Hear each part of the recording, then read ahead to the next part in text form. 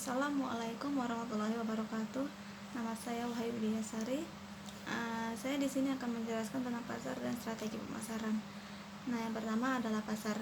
Pasar ini adalah suatu wadah atau tempat para pengusaha atau berusahawan dalam menjual atau menjajakan barang-barang mereka kepada halayak ramai. Dalam kata lain, pasar ini merupakan sistem institusi hubungan sosial atau infrastruktur yang di dalamnya terdapat menjual barang, jasa, dan tenaga kerja bagi orang-orang yang diimbal dengan uang. Nah, yang kedua adalah strategi pemasaran. Strategi pemasaran adalah kemampuan atau cara seseorang pengusaha atau wirausahawan dalam menganalisis sasaran pasar yang akan menjadi target mereka. Menurut salah satu ahli yaitu Philip Kotler, beliau menjelaskan strategi pemasaran adalah mindset pemasaran yang dipakai untuk bertujuan mencapai target pemasaran, yang dimana strategi pemasaran ini secara detail terdapat tentang strategi sasaran pasar, kemudian penataan posisi, kemudian bauran masyarakat, dan yang terakhir adalah budget untuk pemasaran. Nah, menurut saya sendiri, sebagai contoh saya sebagai pengusaha, saya ingin menjual suatu barang yang dimana barang ini yang sedang happening sekarang ini, yang sedang happening baru-baru ini. Nah, yang pertama saya menentukan siapa sasaran pasar saya yang akan menjadi target saya. Nah, sasaran pasar saya yang saya pilih adalah remaja-remaja penyuka K-pop atau K-popers. Alasan saya memilih kalangan ini adalah mereka sedang happeningnya sekarang nih. Di masa-masa pandemi seperti sekarang ini, mereka banyak melakukan aktivitas fangirling di rumah.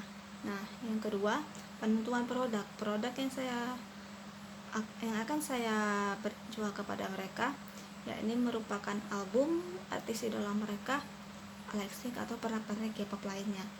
Nah, yang ketiga adalah sistem pemasaran saya seperti apa. Nah, saya di sini memilih sistem pemasaran saya secara online. Kenapa? Karena agar cakupannya semakin luas dan orang-orang juga dapat mengetahui bahwa saya jualan album nih, gitu.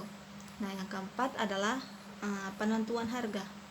Penentuan harga di sini yang saya ambil harga wajar, harga yang biasa mereka keluarkan untuk membeli barang-barang K-pop tersebut. Sebagai tambahan, pasar di sini memiliki dua jenis pasar berdasarkan bentuk kegiatannya. Yang pertama, pasar secara nyata, yaitu adalah pasar yang bergerak secara nyata di dalam masyarakat, seperti swalayan, supermarket, dan pasar tradisional. Nah, yang kedua adalah pasar abstrak, di mana pasar ini adalah pasar seperti online shopping atau online yang seperti yang saya pilih tadi. Biasanya pasar abstrak ini tidak seperti pasar nyata, yang berarti pasar abstrak menjual barangnya secara tidak langsung kepada pembeli. Selain itu, fungsi pasar juga ada 3, yaitu dalam segi ekonomi, dalam segi sosial budaya, dan juga dalam segi arsitektur. Yang pertama, dalam segi ekonomi, ini berarti adanya interaksi jual beli antara produsen dan konsumen. Nah, yang kedua adalah dalam segi sosial budaya, ini di dalamnya terdapat tradisi antar manusia atau masyarakat yang merupakan interaksi antara komunitas baik secara informal maupun formal. Yang ketiga, dalam segi arsitektur, ini suatu pasar yang menampilkan bentuk-bentuk fisik bangunan yang khas dan artefak-artefak yang dimiliki. Selain dalam strategi pemasaran, seorang pengusaha atau wirausahawan harus bisa berpikir memutar akal bagaimana memberikan suatu produk yang inovatif dan juga terbaru di masyarakat, dan yang pasti tidak ketinggalan dengan apa yang sedang happening di tengah masyarakat. Baiklah, saya kira itu saja. Lebih dan kurang saya mohon maaf.